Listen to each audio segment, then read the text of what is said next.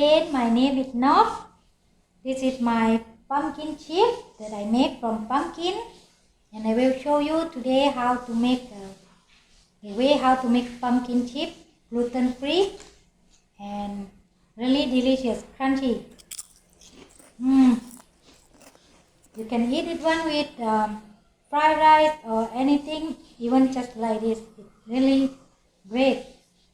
Let's go, we do it together.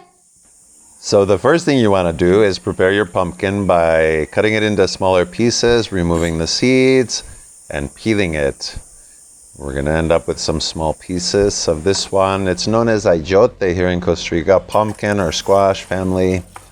And we're preparing this by washing it so that we can steam the pieces.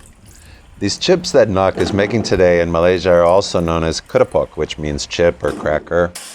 And traditionally was seafood flavor, shrimp, prawns, squid, because it was a way for the fishermen to use their excess catch and preserve their product. So we're going to steam these pieces that she's cut into about 3 or 4 centimeter pieces, 2 or 3 centimeter pieces, just until they're soft.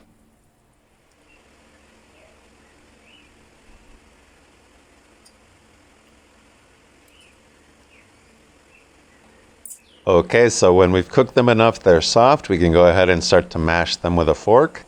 We're going to add little by little a combination of yuca starch and corn starch, about 1 kilo each actually. For this pumpkin was a medium-sized pumpkin, must have weighed about 2.25 kilo or something like that. So she's going to add some salt to this one, other flavorings. There's some garlic salt, which we're going to put into the mix. A little bit of sugar. Continue then to mash it up, prepare it. You can use a fork. Eventually Nok's gonna want to get in there with her hands. And of course the different kinds of starches will give it different properties. Some people might even use a little wheat flour, but this is gluten-free as well as vegan. So yuca starch, corn starch, even sagu starch is possible. You can play with it, but you need to get the consistency right so that you can cook it, and then you'll see in the end of the day when you cook the final product. Okay, this is done when it's very hot. Actually, it improves the consistency of the dough, makes it a lot easier to work with. So you're going to want to start this process as soon as you can take it, as soon as you can put your hands into there. You work the dough then until it no longer sticks to the sides of the pan.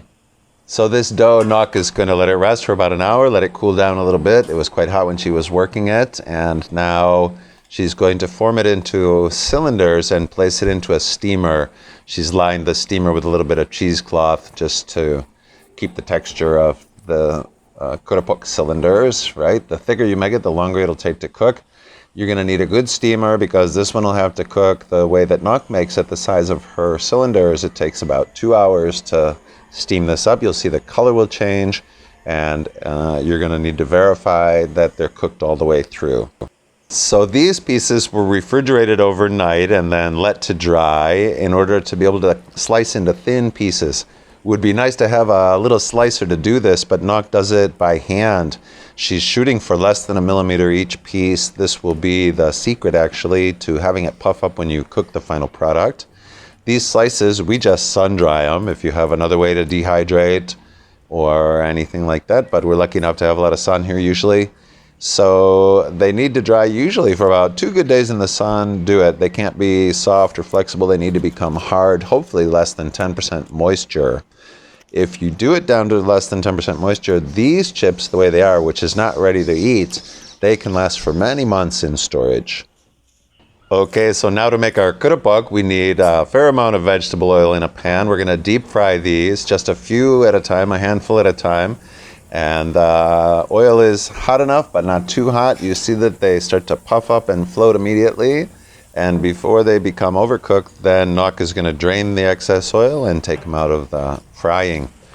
And of course, these chips will take on about 25% oil or something like that. That might vary according to your texture.